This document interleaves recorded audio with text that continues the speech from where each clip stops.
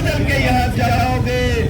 हर रास्ते पे वकील आपका रास्ता रोकेंगे, फिर आपको कोई रास्ता नहीं मिलेगा, फिर रास्ता नहीं मिलेगा, ना भागने का रास्ता मिलेगा और ना ही यहाँ से निकलने का रास्ता मिलेगा।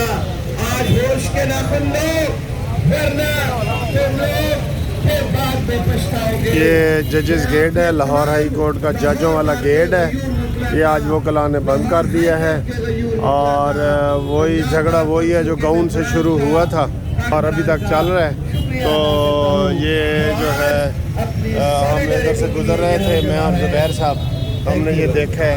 आप ये देखते हैं हमारे दरमियान रोड बंद है, ये ट्रैफिक बंद है सारी। सेक्रेटरी का इलेक्शन लड़ रहे हैं लाहौर बार का, उनको दावत देते हैं 2 घंटे से बंद है, तकरीबन 2 घंटे